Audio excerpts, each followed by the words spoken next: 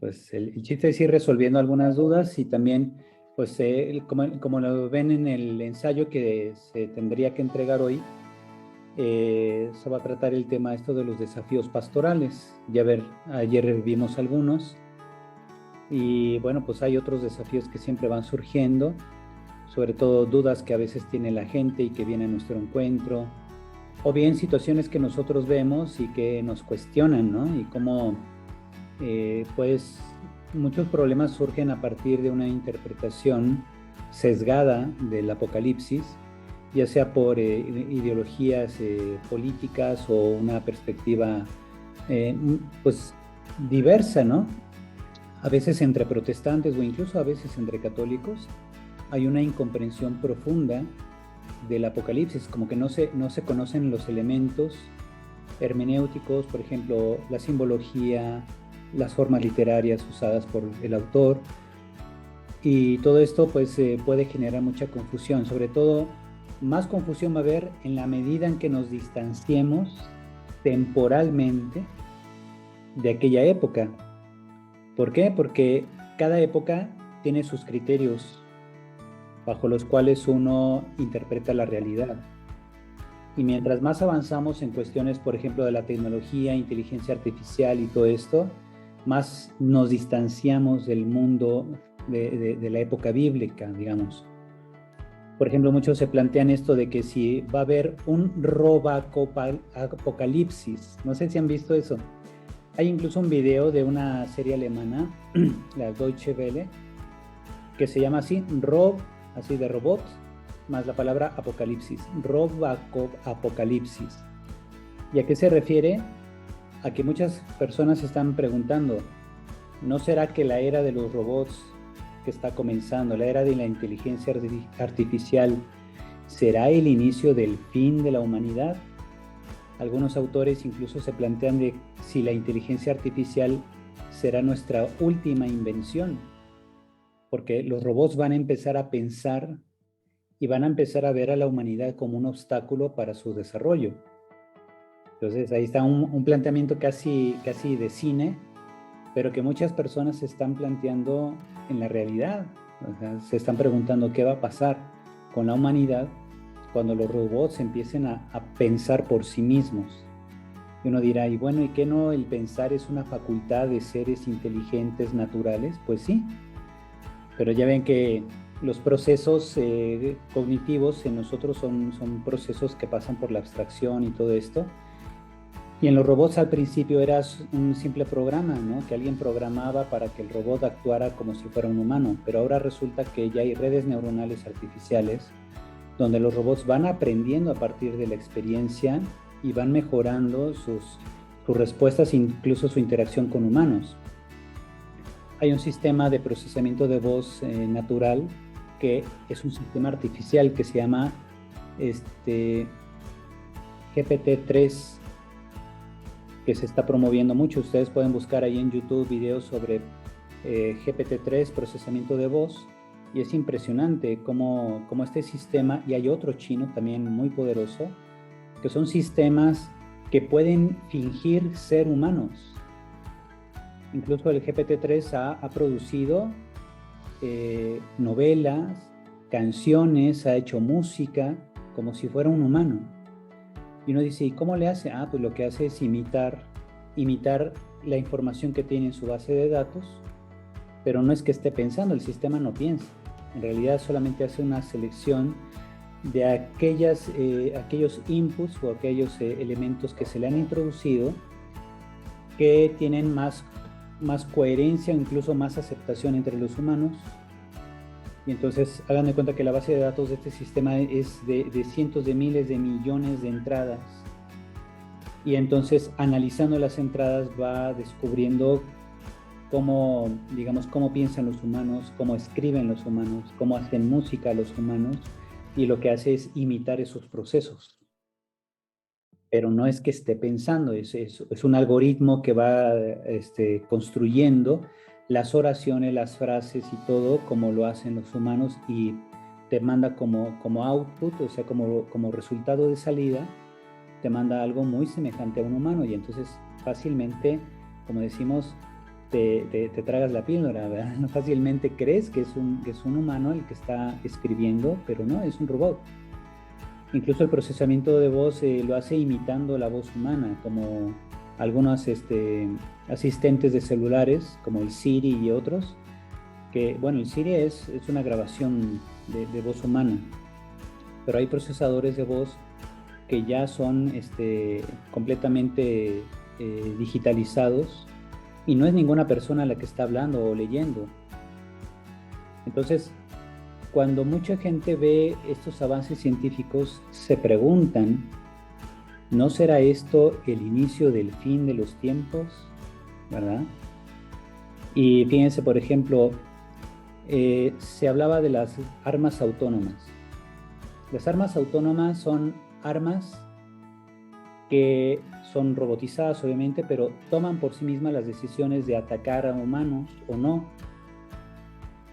Y mucho se ha dicho, no, que eso suena muy a Terminator y todo eso, y eso es fantasía, eso no puede ser, las armas no toman decisiones por sí solas, además que el derecho internacional no lo permitiría, etcétera. Bueno, pues aquí hay dos cosas. Primero, el derecho internacional no ha fijado nada definitivo en todo el mundo al respecto de este tema. De hecho, los debates siguen abiertos. Hay países como Estados Unidos, China, Francia, Inglaterra, la India y Rusia que están en contra de la legislación que prohíba a ciertas naciones producir armas autónomas. ¿Por qué? Porque ellos lo están haciendo, ellos están produciendo armas autónomas. Pero además ya hay un antecedente que se publicó hace apenas unas semanas, que el año pasado en Libia hubo un ataque de drones autónomos contra un grupo de seres humanos. Y eso ya sucedió, fíjense, hace más de un año hubo un ataque de drones autónomos que tomaron la decisión por ellos mismos de atacar a un grupo insurgente en Libia. Y la ONU publicó, y se puede ver en internet, yo luego, si quieren, luego les paso ahí en el WhatsApp del grupo, les paso el vínculo donde está toda la información al respecto. Es un documento que publicó la ONU de más de 120 páginas de estudio sobre el caso. Entonces dicen, ya hay un antecedente, ya hubo en la historia de la humanidad, ya hubo un ataque realizado por robots contra humanos, y estos robots actuaron de manera autónoma. Simplemente hubo unos humanos que los hicieron despegar y les indicaron, no, pues los enemigos tienen esta forma, y fueron los robots, ellos mismos se organizaron y atacaron directamente a ese grupo de insurgentes en Libia. Y todo está ahí en internet, está el informe de la ONU, la preocupación de muchas naciones que no sabían al respecto de este tema y que ya enterándose, pues ya han puesto su posición. México afortunadamente se ha declarado en contra de la producción y venta de armas autónomas, porque ahora ya hay un antecedente, o sea, sí existen estas armas. Y lo más increíble, esos robots, esos drones, no los hizo Estados Unidos, no los hizo Rusia, no los hizo China. ¿Quién creen que los hizo? Una empresa privada de Turquía. Y uno se queda, ¿y los turcos qué? ¿A poco tienen la tecnología? Sí, sí la tienen. Y de hecho Turquía tiene los mejores drones del mundo y ustedes lo pueden buscar en YouTube, ¿verdad? ¿Cómo lo hicieron? No sé, pues ahí hay mucho dinero que se está moviendo y seguramente intereses de mafias y todo eso. O no sé cómo sea eso, pero finalmente la producción masiva de estas armas autónomas ya existe en algunas empresas privadas en Turquía y en otros lados, pero los turcos son los que llevan la delantera, por encima de los gringos, por encima de los chinos, de los rusos. Y eso es algo que nadie se hubiera imaginado, pero ahí está, ya está un antecedente. Pregunta, ¿eso significa que está empezando el fin de la humanidad? ¿El fin de la historia? ¿El fin de los tiempos? Pues obviamente que no, ¿no? Obviamente que no. O sea, desde una perspectiva de fe, uno dice, no, pues esas son cosas que pasan, ¿no? Lo mismo se preguntaron cuando se inventaron las armas nucleares, lo mismo se preguntaron cuando empezaron las investigaciones de producción de virus que pueden afectar a humanos, que ahorita es el debate en torno a la COVID, que si el virus SARS-CoV-2 vino de un laboratorio o no, pues al menos por estudios genéticos o los estudios de laboratorio parece ser que no. como que no hay una lógica en que este virus sea realmente surgido de un laboratorio. Y por eso los chinos hoy dijeron pues, que eran puras patrañas, así dijeron literalmente, ¿no? Son patrañas las acusaciones de que el virus haya sido producto de una manipulación de laboratorio y que se escapó. Pero bueno, ahí está la duda. Entonces mucha gente se pregunta, ¿esto es un signo del fin de los tiempos? ¿Se están abriendo los sellos? ¿O qué? Vean, ¿cómo leer estos desafíos que obviamente plantean problemas para toda la humanidad?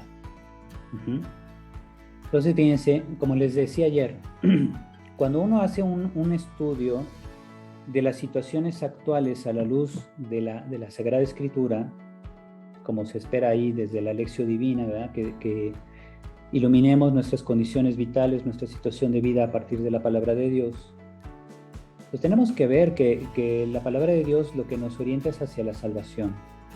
Nos orienta a interpretar las cosas a la luz de Cristo muerto y resucitado y a tomar una posición, una acción, una línea de acción que es transformar la sociedad para que tenga, digamos, valores más cristianos, porque desafíos siempre va a haber. Desafíos como estos, ¿no? La producción de armas autónomas ya existen. ¿Qué hacer al respecto? ¿Verdad? A la luz de la fe, bueno, pues darnos cuenta de que es necesario cortar con los incentivos para la producción de esas armas que claramente dañan la dignidad del ser humano. Porque finalmente no se responsabiliza a un humano de si algo sale mal. Si un robot empieza a atacar a niños, por ejemplo, ¿a quién se le va a culpar? ¿Al que lo produjo? ¿Al que mandó el robot a la guerra? ¿O el robot mismo tomó su decisión? Entonces, tan fuerte está el debate que en Europa incluso algunos filósofos de universidades importantes de Europa han propuesto que a nivel del derecho internacional se le dé un estatus de persona moral electrónica a los robots. Suena una locura, ¿verdad? Pero ahí está. Fíjense, hay una página que se llama Dialnet, que ustedes pueden buscar ahí en Google. Si ustedes entran ahí a Google, le ponen Dialnet. Les voy a poner aquí se llama dialnet.unirioja.es, que es les voy a mostrar aquí en pantalla para que ustedes lo vean con sus propios ojos. ¿Vean? Pongo aquí compartir y aquí está la página. Aquí en Dialnet tú le pones, por ejemplo, el tema armas autónomas, le das buscar y te aparecen todos estos artículos. Todos estos artículos o libros son publicaciones científicas que hablan al respecto. ¿Ya? Por ejemplo, aquí, de la ciberdefensa, las armas autónomas letales, las armas autónomas y el derecho internacional humanitario, sistemas de armas autónomas, drones y derecho internacional, etc. Y fíjate, ahí están las publicaciones, tú puedes acceder a ellas cuando tienen así, por ejemplo, aquí texto completo 1, puedes descargar el archivo, se abre y ahora te voy a compartir la pantalla donde se ve el archivo abierto. Y aquí está, sistemas de armas autónomas, drones y derecho internacional. Ahí está, y es un archivo, es un artículo científico publicado en una revista, que es la revista del Instituto Español de Estudios Estratégicos. Y así entonces, fíjate, la palabra de Dios no nos saca del mundo, al contrario, nos impulsa a ir al mundo y tratar de transformar las realidades, pero para eso necesitas saber cómo está el mundo.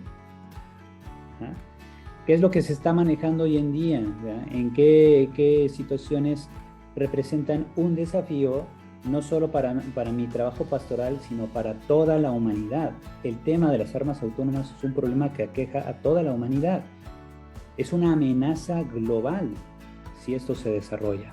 ¿Verdad? O sea, bueno, ya se está desarrollando, pero si se sale de las manos, si el derecho internacional no pone trabas, esto se va a poner peor porque Ahora fíjate, resulta que en lugar de que haya ahí balaceras entre narcos en las calles, van a mandar drones de un cártel a otro a matar gente, ¿ya? O sea, el nivel de terrorismo va a subir, va a escalar tremendamente porque nadie hace nada. Ahora sí, como dice Maussan, y nadie hace nada, ¿verdad?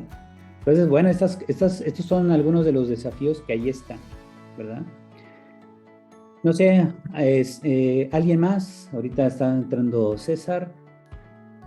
¿Alguien más? ¿Qué otros desafíos ven que requieran una perspectiva de fe desde el Apocalipsis?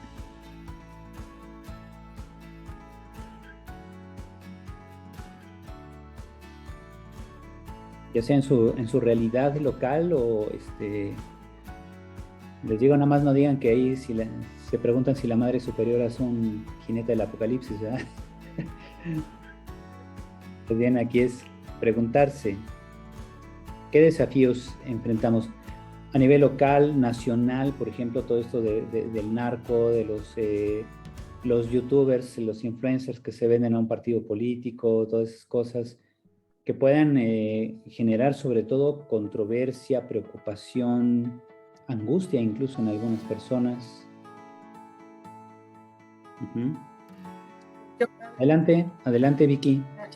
No, soy bueno, yo pienso, ¿verdad? Que ahorita yo estuve leyendo, ¿verdad? Leyendo el Apocalipsis y los documentos que nos envía y la interpretación, pues dice que inclusive representa, ¿verdad? A los gobiernos de cualquier época, ¿no? De cualquier momento, de cualquier lugar del mundo. Y yo veía a nuestro presidente, ¿no? Como prácticamente él es el salvador del país, ¿no? Y cómo se proclama él así, ¿no? Pues así se presenta, ¿no? Y luego tiene sus datos y tiene su manera de interpretar él, ¿no? La realidad, aunque todo el mundo veamos una cosa, pues él dice, yo tengo otras fuentes, ¿no? Otros datos. Entonces, ahorita también viendo esto y, por ejemplo, lo de la pandemia, ¿no? Ahí donde yo estaba, y yo me imagino que también en donde ustedes están o donde voy a ir de nuevo, hay mucha gente que está ahorita sufriendo por lo de la pandemia, algunos por las pérdidas de las personas amadas, algunos porque todavía se enfermaron y su salud no se ha recuperado totalmente y no pueden, por ejemplo, catequistas que ya no van a poder a lo mejor dar catecismo porque todavía se sienten mal o tienen el miedo de contagiarse otra vez o no sé, o sea, gente que yo conozco que se siente que su salud no está como debería de estar, ¿no? Que todavía tiene las secuelas. Y entonces alrededor de toda esa gente, pues las demás personas que conviven con él, pues como sufriendo esta realidad, ¿no? Nosotros hablábamos de hacer como una pastoral de la escucha, ¿no? Por tanta gente que está ahorita en duelo. Y sumándole a esto, pues la violencia, ¿verdad? Ya pienso que no hay ningún lugar en donde no se diga, aquí no ha habido balaceras, ¿verdad? Aquí no ha habido el crimen, aquí no ha habido... Y todas esas cosas como que se juntan y pensar, híjoles, ¿y ahora qué, no? Y hacia dónde vamos, ¿no? ¿Cómo? Y a mí llama mucho la atención cómo en el Apocalipsis, pues luego muestra a Jesús, al Cordero triunfante, ¿no? Y como a mí surge como que esa inquietud de saber transmitir a esa gente toda esa esperanza, ¿no? Que a pesar de que son cosas que suceden en el mundo actual y que a lo mejor van a seguir sucediendo, nosotros nos mantengamos en esperanza, ¿no? En la esperanza de saber que Jesús, pues, el bien va a triunfar de una manera definitiva, ¿no? Y más que nada, ¿qué puedo hacer yo para ser agente de ese reino que Jesús está proponiendo, ¿no? O sea, donde quiera que esté, les digo, yo ahorita antes estaba en una comunidad trabajaba a nivel parroquia, ahora voy a trabajar a nivel diocesano, y sí dice uno, bueno, ahora que enfrentaré, ¿no? Son otras realidades, son otras formas de llegar a la gente, son otras maneras de visitar, de conocer. Entonces yo me quedo con esa duda, o no con esa duda, o sea, como con esa inquietud de decir, ahora cómo voy a hacer para dar respuesta a esa gente que mucha gente ya no volvió cuando se reabrieron los templos, ahorita se vuelven a cerrar en algunos lugares, y yo pienso que volverá menos gente, ¿no? Alguna a lo mejor ya se acomodó a escuchar la misa en casa o ya les da el miedo de salir, ¿verdad? Y a lugares públicos. Entonces, así como en esta realidad, yo pienso que tenemos que pensar mucho también en lo que propone el Papa con lo de la encíclica, ¿no? De ir a vivir la obra de caridad, ¿no? Que nos dice, haz tú lo mismo, ¿no? Entonces, como el buen samaritano, ¿no? Entonces pienso que esa es nuestra invitación ahorita, ¿no? Viendo los signos de los tiempos, pues ser esos emisarios del reino. Así es, se requiere mucha creatividad para saber responder a los desafíos actuales, porque son desafíos que se dieron en la Edad Media, pero pues no eran las mismas circunstancias, ¿no? Esto de las pestes y todo eso. Y ahorita les digo, como les comentaba, hay que desarrollar creatividad, buscar los nuevos modos de acercarse a la gente. Claro que no son los más deseables, pero hay que buscar los modos. Un modo es este, por ejemplo, lo de Zoom, etcétera, pero claro, no suple lo otro. Yo creo que cuando uno está añorando y uno está deseando que se regrese a la normalidad, corremos el riesgo también de estar teniendo una esperanza en algo que finalmente no sabemos si va a regresar del todo normal. Porque fíjense, en lo que va de este siglo, ya cuántas pandemias van. Tan solo de coronavirus, esta es la tercera. La primera fue la del SARS-CoV, cuando empezó, cuando empezó en el 2003 fue la primera. La segunda fue el MERS, que venía de los camellos, un coronavirus que venía de camellos a humanos en 2010. Afortunadamente no se extendió tanto como la primera, pero esta tercera dijo, pues ahora voy yo, ¿no? Y fíjense, en tan solo 19 años, porque el SARS-CoV-2 se supone que empezó en el 2019, en solo 19 años ya van 3 pandemias de coronavirus. ¿Qué va a pasar? O sea, ¿hay probabilidad de que se acelere esto? Pues sí, porque cada vez hay más gente, cada vez hay, y al haber más gente, también cada vez hay más gente que comete imprudencias, como por ejemplo, comer sin lavarse las manos, comer animales exóticos, no sé, hasta luego han subido ahí fotografías de que hay que tener cuidado hasta de que si el perro te lame la boca, que hay gente que se deja lamer por los animales. Y no digamos la mano, sino directamente la boca. Y entonces puede haber ahí una zoonosis, es decir, un brinco de un agente viral o bacterial a los humanos a través de eso. Pues sí puede ser, siempre puede ocurrir, tarde o temprano. Y entonces, lamentablemente, este tipo de situaciones se van a repetir, ¿verdad? Los que somos del programa 40 y más, pues recordamos que en el siglo pasado no había tanto de esto. Si acaso nada más era lo del SIDA, ¿verdad? Pero ahorita está más grave, ¿no? Afortunadamente hay controles sobre el ébola y eso, pero pues puede ser que llegue un momento en que no logren controlar una expansión de ébola y entonces sí vamos a tener problemas todos, ¿verdad? Porque el ébola te mata rápido, en, no sé, 48 horas ya estás muerto. Y no solamente es que la gente muera, sino cómo muere, ¿verdad? Porque son hemorragias internas del cuerpo y todos tus órganos empiezan a sangrar, imagínate, o sea, parece película de terror, ¿no? Y pues así, pues claro que en 48 horas se muere la gente, se muere desangrada. ¿Qué película zombie ni qué nada, no? Pero esas realidades ahí están, ¿verdad? Son desafíos, pero bien como dices tú, ¿qué puedo hacer yo? ¿El Papa nos invita a vivir la caridad? Sí, pero bueno, y si no puedo ni siquiera entrar en contacto con alguien, ¿cómo voy a ejercer la caridad? Hay muchos modos de ejercer la caridad, como por ejemplo prestarle atención a alguien que necesita ayuda, ¿no? Hay mucha gente que ha grabado y ha subido a redes sociales su propio suicidio. Y uno dice, ¿pero cómo es posible? Pues sí, y hay gente que ve y todavía le ponen like, ¿verdad? Me gusta cómo se murió. Te quedas, pero qué mente, ¿no? O hay dos personas, o si ves un señor que está golpeando a una viejita en la calle, en lugar de ayudar a la gente, a la viejita, se ponen a grabar con el celular. Dice, ay, mira, mira, y después están ahí compartiendo con sus compañeros, mira cómo se sonajeó a la viejita, como si fuera eso algo de celebrar, cuando es claramente una injusticia y nadie defiende a la señora o nadie defiende al niño, están todos ahí grabando como tontos, ¿verdad? Y eso no se veía antes, pero pues la actitud yo creo que sí ya existía, ¿verdad? No existían los celulares, pero sí había ya la actitud de indiferencia ante una injusticia. No era algo muy común, ahora sí se ha hecho más viral el no ayudar. Ajá. Pero bueno, son desafíos. Y otra cosa, por ejemplo, que también tenemos la posibilidad de marcar la diferencia precisamente actuando. No ser simples espectadores de los cambios de la historia, sino que nosotros somos llamados a cambiar la historia.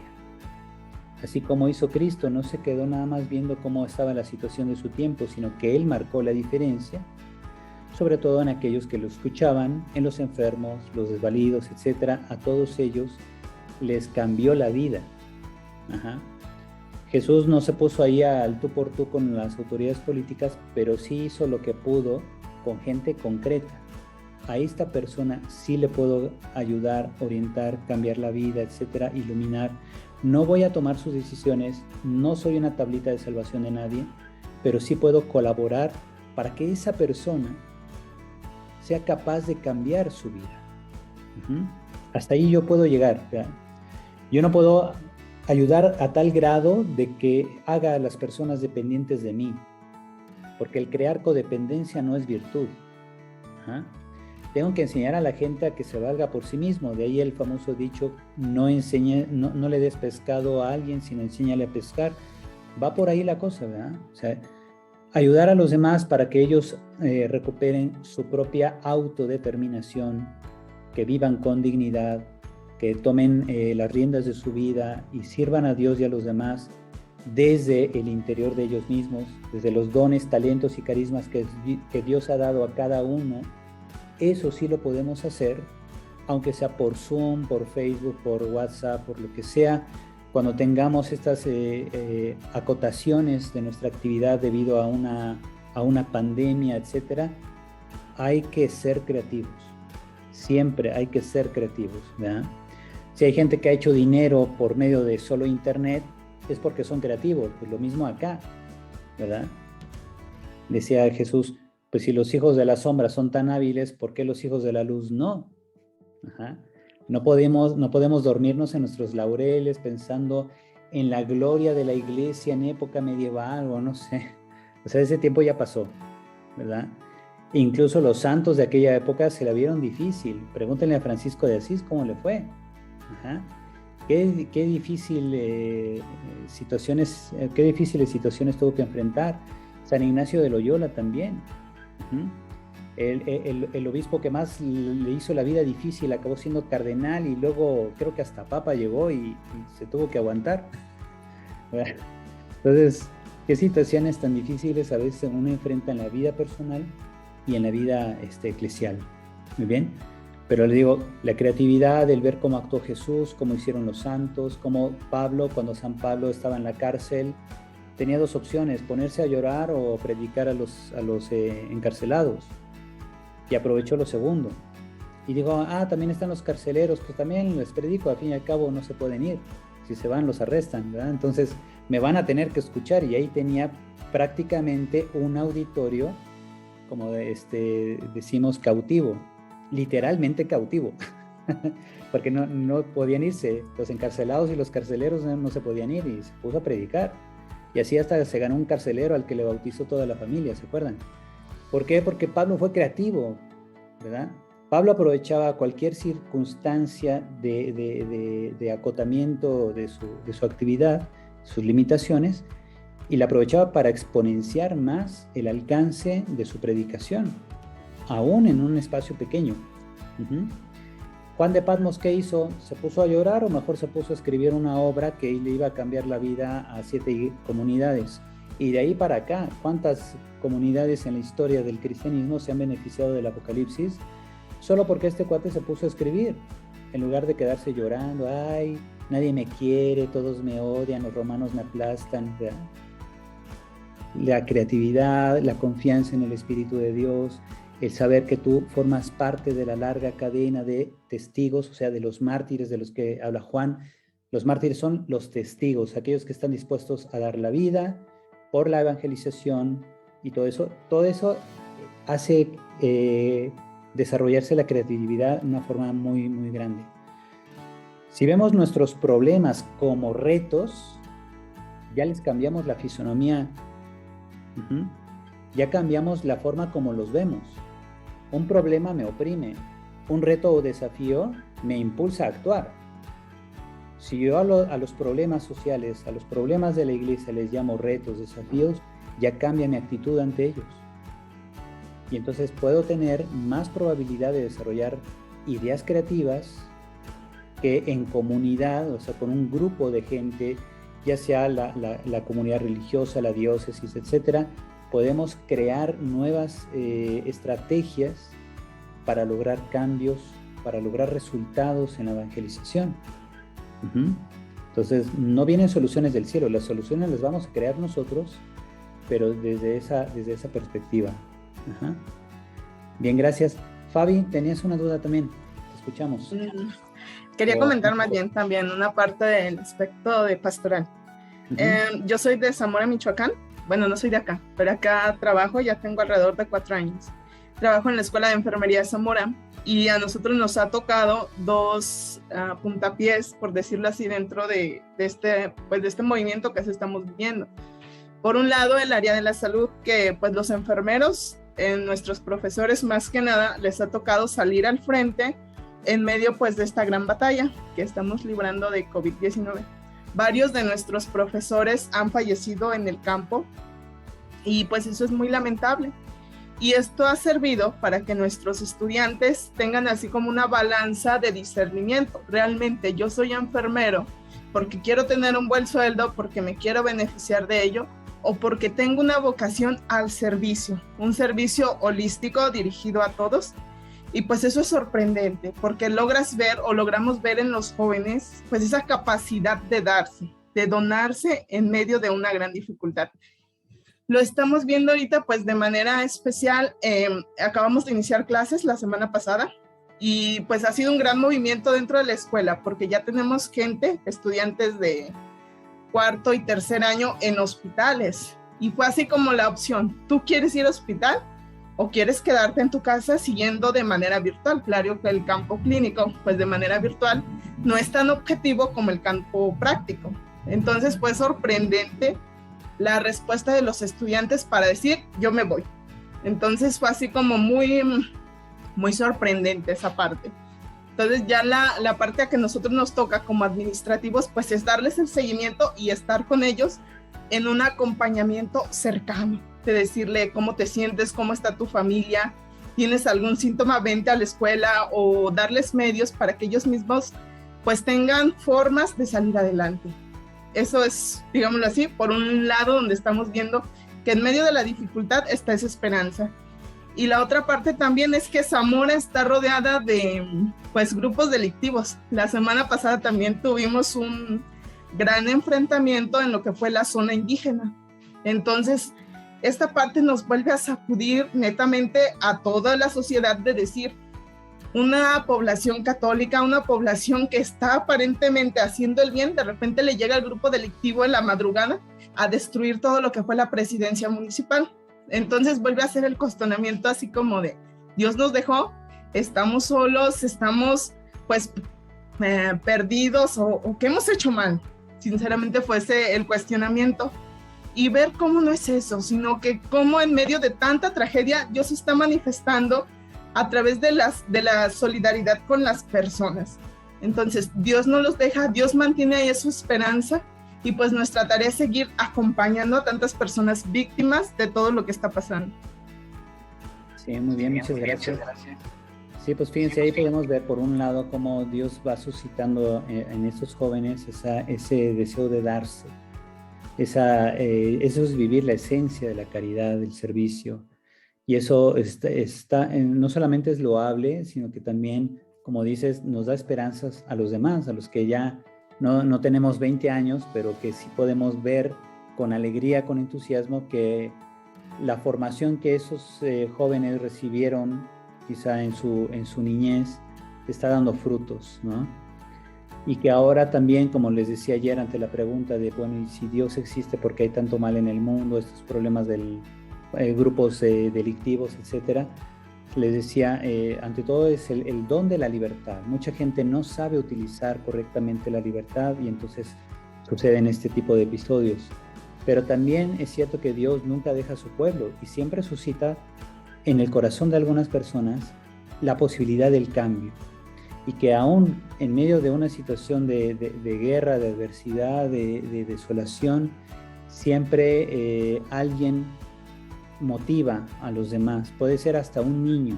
Fíjense, yo conocí a un señor que había tenido la pérdida de una hija en un accidente y después de 2 años, él todavía no superaba su duelo. En una ocasión él pensaba suicidarse. Fíjense, entró a su cuarto, a su estudio, perdón, y así en el escritorio ahí tenía guardada una pistola, ¿no? Y entonces abre el cajón y cuando ve la pistola, él siente que algo le jala el pantalón por atrás, así casi a nivel de la pantorrilla, y voltea y es su nieto, el hijo de la otra hija, que andaba ahí gateando, ¿verdad? Medio gateando. Bueno, ya era un poco más grandecito, pero sí dice que le jaló el pantalón y que él volteó y el niño nada más le dijo, abuelito, te quiero mucho. Y ya con eso dijo, no, que me voy a andar suicidando, ¿verdad? Entonces, ¿todo por qué? Porque un niño llegó en el momento justo.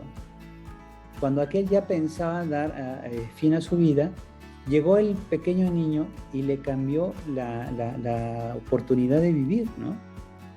Entonces uno dice ahí, cómo Dios hasta de los niños de pecho saca una alabanza. Así dice un salmo, pues ahí está claro, ¿no? Ahí está claro. Entonces nunca hay que perder el horizonte y también siempre hay que tratar de ver nuestra vida desde la perspectiva de fe como una misión. Todos hemos recibido en la vida una misión. Y esta misión se va a ir perfilando según las circunstancias que vivimos, donde estamos, con quienes nos relacionamos, etc. Ahí es donde concretamente vamos a servir, ahí es donde concretamente vamos a dar testimonio de Cristo y del Evangelio, y eso es lo que realmente va a generar cambios. Tarde o temprano se irán viendo los frutos de lo que ahorita apenas estás sembrando. Muy bien, muchas gracias, Fabi, muy bonito el testimonio. Adelante, sí, Gerardo. Padre Gerardo, adelante. Creo que un gran reto que estoy viendo actualmente es yo le llamo ahí la infodemia. Está la pandemia, pero también está la infodemia. Es decir, que nos llenamos de mucha información y que causa pánico. Viendo este tema del apocalipsis, veo que también mucha gente en redes sociales, ahorita lo decía usted, padre, tantas cosas de películas así que lanzan sobre este tema de apocalipsis, que incluso causa miedo entre la misma gente. Temas como la bestia, como el fin del mundo. Y eso está porque también no nos hemos informado, no nos hemos formado. Nomás estamos mal informados, pues, y estamos cayendo en esta infodemia de causar pánico en la gente con tanta información que se ve. Por ahí en alguna parte yo leí que se habla de un sexto continente. Conocemos los 5 continentes como tal, pero se habla de un sexto continente que es el mundo virtual, que está muy desinformado, o sea, y no hemos, yo creo que no, ahí nos hemos quedado un poco cortos los católicos, no le hemos entrado a, primero, crear buenos contenidos, videos o artículos, buenos contenidos para poder subirlos a la red y poder evangelizar ese continente, poder ahí incluso clarificar el tema en concreto esto desde el Apocalipsis, que es uno de los temas que más se presta para fantasear para causar miedo, para causar pánico incluso. Entonces ahí yo lo llamo así. Es un gran reto la infodemia, pues. ¿Cuál es el reto ahí? O el desafío, evangelizar este sexto continente. Muy bien. Sí, pues ya ven, por eso ahí yo estoy subiendo también ahí mis videos, que digo, bueno, no podemos extendernos tanto como quisiéramos en las clases. Y la ventaja de los videos es de que tú los ves cuando quieras, ¿verdad? Cuando tengas tiempo, etcétera, tú entras a la página, tú descargas y ves videos.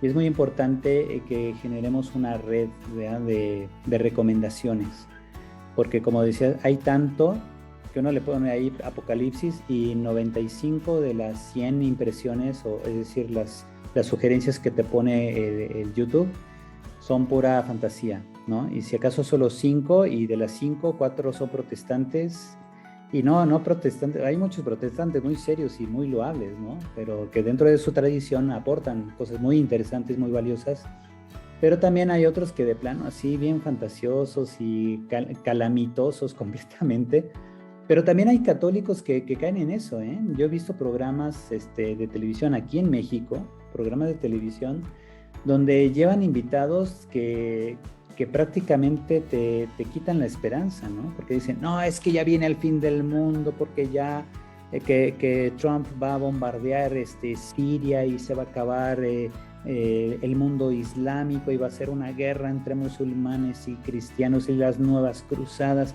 y todo así lleno de angustia, ¿no? ¿Qué va a pasar? Y no, pues si este programa es famoso, ¿no? ¿Qué va a pasar, no? Pues bien, yo ahí luego voy a subir también ahí un link de una entrevista que me hizo Roberto Farril en el programa del Pulso de la Fe, que sale acá en televisión en la... creo que no sé si en televisión abierta también se transmita, porque yo la verdad no sigo mucho la televisión, pero bueno, tengo por ahí el link de la entrevista que me hizo en su programa de televisión. Ahí yo estaba mucho más gordito que ahorita.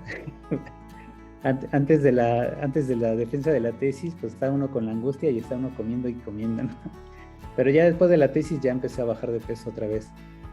Bueno, el chiste es que entre cuando descubramos un material interesante, bueno, que lo compartamos, que hagamos una red para compartir, ¿verdad? Hay un grupo, hay una página que creo que se llama los internautas, algo así, no recuerdo bien. No sé si alguno de ustedes los ha visto, pero es catequesis, o son videos de catequesis bíblica, ¿verdad? Que divulgan a través de las redes sociales. No me acuerdo si pertenecen a una conferencia episcopal de Colombia o de Perú, no recuerdo de dónde son ellos, pero son muy interesantes. Voy a buscar ahí el link y se los pongo también ahí en el WhatsApp para que ustedes los vean, porque son estos esfuerzos ya institucionalizados e incluso apoyados aquí por una conferencia episcopal de un país de Centro o Sudamérica. Ya están tratando de evangelizar las redes. Ajá. Entonces ya desde San Juan Pablo II se veía la posibilidad de interactuar ahí con el mundo virtual, para que tampoco caigamos en la demonización de todo lo que es virtual. Uh-huh. Lo que es virtual puede ser bienvenido siempre y cuando no pretenda suplantar lo que está aquí, ¿verdad? Lo que es presencial, lo que es real. Pero si en una circunstancia como la que vivimos actualmente tenemos que enfrentar esto, hay que ser creativos y entrarle, como dice el padre Gerardo, ¿verdad? Entrarle a ese nuevo areópago, digamos, un nuevo espacio de diálogo donde podemos también hacer oír nuestra voz y aportar nuestro grano de arena, porque con que 1% de la gente te haga caso, si hay cientos de millones de gente que ve videos en YouTube o en otras redes, pues imagínate, ya tienes al menos 1 millón de personas que sí te están escuchando, que sí te están viendo, que sí les va a quedar una semilla de lo que estás predicando también, porque todos somos colaboradores de la verdad, del Evangelio. Uh-huh. Muy bien, pues algo más, ya nos quedan 11 minutos, porque justo a las 10 va a empezar otra videoconferencia que tengo que coordinar. Padre. Sí, adelante. Fíjese que de lo que está comentando ahorita, de cómo evangelizar y utilizar, al estar yo escuchando sus videos, pues los pongo en la tele para escucharlos mejor. Y uno, pues mi hijo que tiene 18, pues, o sea, aunque no quieras, estás escuchando, ¿verdad? Y me dice, yo nunca había visto el Apocalipsis desde ese punto de vista. ¿Por qué? Porque ellos están más llenos de lo que usted dice, de lo que el mundo les muestra, ¿no? Lo Hollywood y todas esas cosas.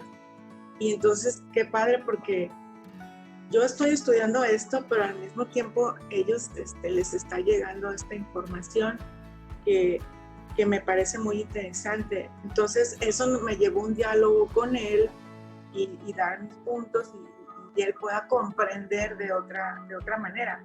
Aunque él ha crecido con esto, ¿no? La fe y todo, pero siempre los jóvenes como que se van más, pues ya no creen tanto en la mamá, sino en lo que las redes o los amigos les dicen. Y esto me dijo, wow, qué padre que pudimos platicar tal y como es el Apocalipsis, pues no como lo muestra el mundo o todas esas gentes que son fanáticas. Sí, gracias, muy bien, pues ahí ya, hasta con poner en la televisión y subirle el volumen está uno evangelizando. Así es, muy bien, qué bueno que viene esta reacción y el diálogo, ¿verdad? Como dice. Pues muy bien, gracias, Ivette. ¿Quién más? ¿Alguien que quiera compartir desafío, reto? Yo, padre. Testimonio. Adelante, Karina. Bueno, seré breve. El día de ayer me llamaba mucho la atención primeramente la frase de la Madre Teresa de Calcuta, que dice que la vida es un desafío, que hay que tomarlo. Entonces, hoy en día algo que a mí me ha confrontado mucho es el movimiento feminismo. Y sobre todo el confrontarme es cómo estoy ejerciendo yo mi ser profeta, mi ser de sacerdocio y cómo estoy dando respuesta ante esta realidad que se está viviendo.